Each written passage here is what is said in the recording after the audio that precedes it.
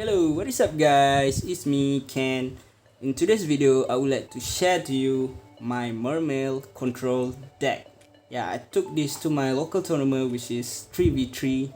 It was a national event which one store held it an open tournament, and I decided to bring a Mermail control variant which it doesn't consist a hand trap in the main deck, because my thought and theory was to play a card that trading 2 for 1, 3 for 1, even 4 for 1 card, which hand trap doesn't do that much. Yeah, even though Maxi is legal in the OCG, I choose to bring a deck that is viable in the OCG format and also TCG format, which together for our water community we can make this deck better.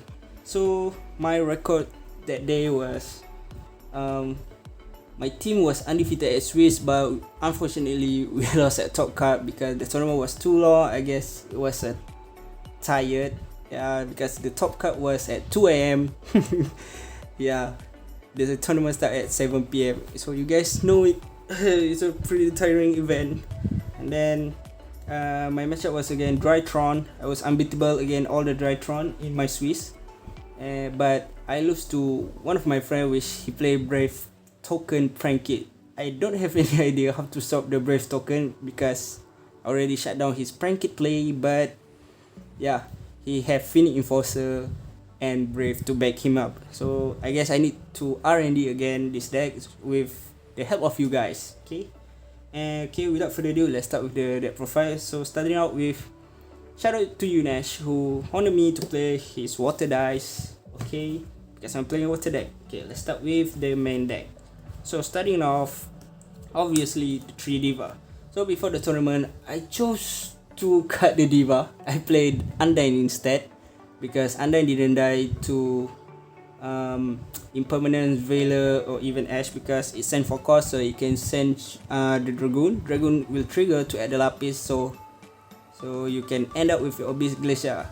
That was my play. My plan was ending the board with one Abyss Glacier with 4 set or even 5 if possible, if I open with Extravagance.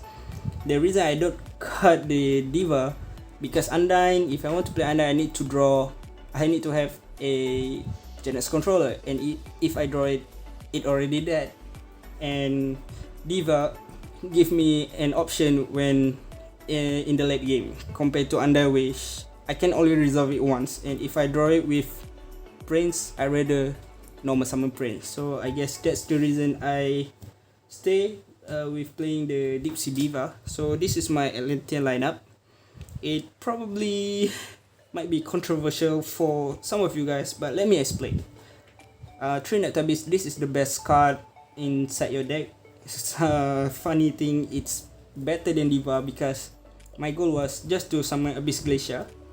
So when you send the Dragon for cost and your opponent Ash him, you still gonna search your Lapis, special summon, and you still ended up your board with Abyss Glacier.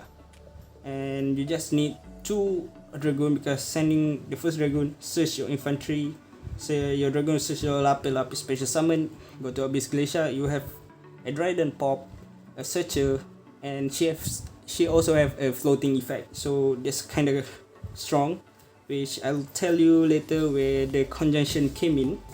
Okay, and then the only moment I played was 1 Megalo, 1 Tejas, and 1 Abyss Gun. Before this, I was not playing Abyss Gun, I was playing Abyss Spike. But thank you to all who comment in the last video who said the Pike cannot search a level 3 or lower, it's only search level 3. Sorry, my bad, I missed that part. Yeah, I'm bad. So I chose to play Abyss Gun because it helps your grind game, where you can reborn your Megalo back, you can reborn your Abyss Glacier, and Tejas actually is for me it's just another way to trigger your Dragoon. Yeah, the only monster can trigger the Dragoon before this was only Prince, but you have to normal summon it. Yeah, but if you open Prince, you cannot trigger the Dragoon, and it also chain block the Dragoon. This quite strong. If you guys were asking why you don't play Minstrel, yeah, I'm not playing a combo deck. which Mermail help you minus where do you discard her with a dragoon to get your search and banishing one of my opponent hand card. Yeah, I'm in the OCG. If I use Mermail, my opponent chain maxi, I'm still gonna let my opponent draw 2, which is not good. And then the Mermail doesn't do anything where you banish one card from your opponent hand. You're just gonna end up with Abyss Glacier and set 4. You're not gonna end up with pretty much monster negation, and you don't want to spend your extra deck. So I guess it's literally a minus for you. So only one barrier statue, thanks to Izzat who recommended me to play this. And this card quite annoying because when you summon it against a Drytron matchup, they literally can't do anything, and you have your trap to back him up. And later I'm gonna tell you the way you have a conjunction the water barrier statue with your deck. Okay, now the only one Ecclesia which will help you to search your Dogmatica punishment, and also it also get you another interruption, which you summon Diva, summon Prince, immediate link to you only use 3 summon. If you have an Ecclesia, there's a bonus with a special summon her, you get another body, you get a punishment for your interruption. So that's all for my monster. Proceed to the spell. I only play 7, which is I think the best one. Extravagance at 2, Prosperity at 2, 2 Fury of Corruption, and 1 other summon. Okay, the reason I play 2 and 2 because Extravagance, sometimes you want to dig up your trap. Okay, Prosperity, sometimes you want to dig for your side deck card, which Extravagant cannot provide that utility where Prosperity helps you to dig more to your deck to get into your side deck card. Fury of Corruption, pretty much I think this guy is, I don't need to explain to you guys where you know it can banish itself to protect your water monster from getting destroyed by card effect. So it pretty much have conjunction with your water deck. And another servant in the CG, you have it at 3, so you might want to abuse it inside your water control deck. Okay, that's all for the spell. All the spell are pluses. So my main theory was every card that I have that starter, extender, and even my trap are all +1 or +2. Okay, I don't want to trade because I don't want to lose into card economy. So this is the card that I play at 2 because it doesn't plus that much, because Golden, it sits there. Yeah, it can shut down stun, but imagine your opponent have an out to it. Yeah, because it's a Floodgate.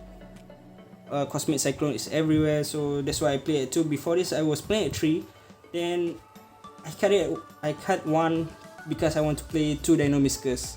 Dinomiscus helps you to trigger the gun, because the only way you want to trigger gun is only Megalo and Teus. Yeah, that's a not a very healthy number to help you to trigger the gun. So I guess I add another Dinomiscus where it helps a lot because it helps you to banish the Phoenix Enforcer, which if you get destroyed it still can trigger to special summon. Where Dinomiscus banish it, and if you activate another trap, it can special summon back to give you another body to work with during your next turn. Trap trick, nothing to say because most of your power spell are normal trap, and I'm gonna show it. So 3 Torrential, 3 Dogmatica Punishment, 3 Ice Dragon Prison, and 3 Solemn Strike. I guess this is most of the trap deck will play this at max because not once per turn, and it can be a +4, +3, and it have a conjunction with Fury of Corruption where you banish it to protect your Abyss Glacier, Dogmatica Punishment where you can stop their Anaconda, and yeah. And then I need to play this because yeah, Phoenix Enforcer is a thing, and Dragoon, even you can special summon the Dark Magician to banish it and banish the Dragoon after you bait it. Solemn Strike, nothing to say. Baroness is a thing where I can set it, bait the Baroness and then destroy it. So Sword Soul and Virtual was literally an easy match for my deck because they don't start their engine with the negation, and cross out designator. Rarely you have the target where you play torrential, dogmatical punishment, and other power trap. So only to Abyss Glacier for me. Extravagance is a thing, but I stick with my friend's word where you don't see extravagant every turn. So just gamble playing at 2 this is not my win con. My win con is my trap. So Abyss Glacier helps with your interruption with the infantry in hand, so it's a Dryden pop. Okay, so you want to search Megalo or Gun depending on the situation. So most of the time I search Megalo when I am confident enough to end the game during the next turn, because I'm gonna tell because if you in your hand, if you have Diva, you can normal summon the Diva, special summon the Prince dump Dragoon, add infantry, and then Dragoon inside your grave. You're gonna search one Caesar point, so you're gonna search your Prince instead. So 1-2, and then you can link off into a link 4, and then special summon the Megalo and just finish the game. There's a cool interaction with Abyss Glacier where when your opponent destroy her through battle or card effect, you can send 1 water from deck. It's a cost, so your opponent can't ash it, and then most of the time they negate the Abyss Glacier. So there's a situation where my opponent used the Baroness to negate her, but the cost that I sent was infantry, so my infantry get to destroy his Baroness. So imagine if you're getting SS code, your Abyss Glacier got SS code by your opponent, you're sending the infantry and they don't have the call by the grave, the infantry will destroy their SS code token, and then you can still go for your play for your Neta. You get to stall, because she's float. So the best target for her was funny thing is the water barrier statue, where if I confident of with my back row, my opponent destroy my Abyss Glacier, I send the water barrier statue as a cost, and then I target the water barrier statue to special summon it, and then I self trigger the torrential tribute when I have Fury of Corrosion inside my graveyard to banish it, protecting the barrier statue. And now they unlock 2 special summon water monster, and they already lost their battle phase because I always want to trigger my Abyss Glacier during my opponent's battle phase, right? So Anemone and quite strong, versatile, especially summon back your Lapis to make your synchro play. And another one where this time I was having a barrier statue on my field, my opponent Fog Blade my barrier statue, took too long. Okay, and then I normal summon the Diva, and then he ash my Diva.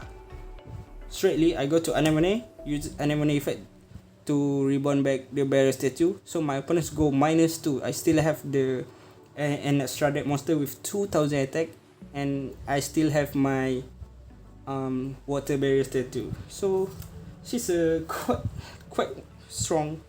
And then Almirage just for your Diva, if you can get it, you have Ecclesia or Nadir in hand, just proceed. Borosot, which one I told you, where you have your Abyss Glacier on the field and you already search your Megalo, can normal summon Diva, special summon, and even you can special summon another Diva, and just link it away into Borosot, special summon your Megalo, and then is officially game.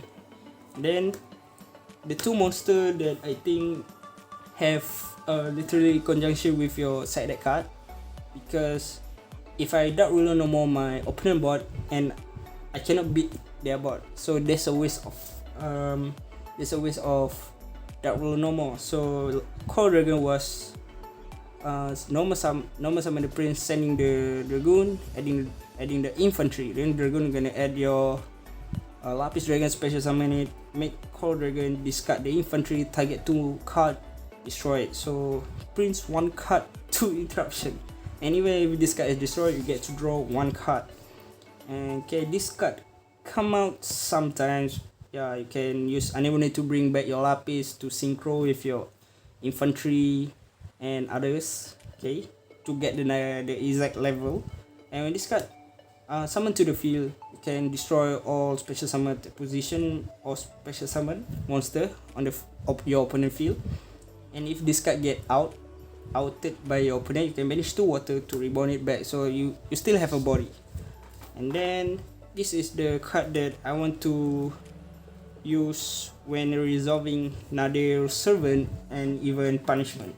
So they're totally just to recover your resource. So for example, you can recover back your Diva, your Prince, and even recover back your Abyss Glacier to have your another follow-up play.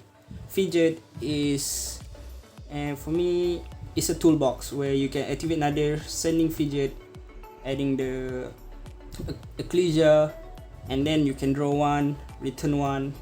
Okay. Titanic Lad, yeah, if you don't open with Ecclesia, you can use your punishment to act like a pseudo starter, where you can destroy one of your opponent monster. During the effect, you're gonna trigger him to special summon Ecclesia. Ecclesia are gonna search you your another punishment. Imagine if your Titanic Lad get Ash, your Diva or Prince next turn will resolve freely. Okay. So Antis helps you out Floodgate, and this is one of the most interesting choice that I take an experiment during the tournament, and surprisingly it worked well. Where I bait my opponent Phoenix Enforcer using my Diva, if not mistaken, and I use Nadir to dump the Omega to search the Ecclesia. Okay, now I use my Omega effect to return himself and the what the card name Phoenix Enforcer from my opponent graveyard to their extra deck. And yeah, no minus. Your opponent got minus, and you still and I still carry on with the game. Now just the generic target for my Waking the Dragon. Yeah, this one time my Drytron opponent send all my card using his Zeus, and guess what? This is special summon Red Raptor, and he probably scooped because my next play was having him get OTK. Okay, so continue into my side deck. The side deck need some more work because there's some card that I feel like I shouldn't play, and the card that I think I should play for this current meta. So Aerial is quite strong with conjunction with the water deck, where Abyss Glacier you can send Aerial and reborn 1, so you can trigger Aerial. It's pretty strong in your Adlish matchup. Lancia, shutdown stun, draw shutdown stun. Hey, love it or hate it, I have to play it because yeah, I want to win. So I have to play this card so you guys get the picture how I beat Drytron with draw. Okay. Now 2 Lightning Storm, 1 Harpy Feather Duster, 2 Dark Roller. I guess I should play 3, and I should cut this Dark Roller, this Lightning Storm for Evilly Mesh, because some of people are playing through it. Yeah, just special summon in different position. They are not playing Link monster anymore. Yes, yeah. This card can be changed to others. 1 IO obviously, and anti-spell. This few dimension barrier quite strong because most of the deck that doesn't rely on Link can just shut down their turn, and Phoenix Enforcer is a thing where you can flip this in chain to the Fusion Destiny. There's nothing to say, you're playing back row deck. So I guess that's all for my deck profile. I guess I hope you guys get enough information how I play my Mermail control deck. So if you guys have any thought that card that need to be cut or can be added to this deck, feel free to leave a comment on the comment section below, so together we learn to improve this deck. So I guess that's all for me. See you next time. Pew!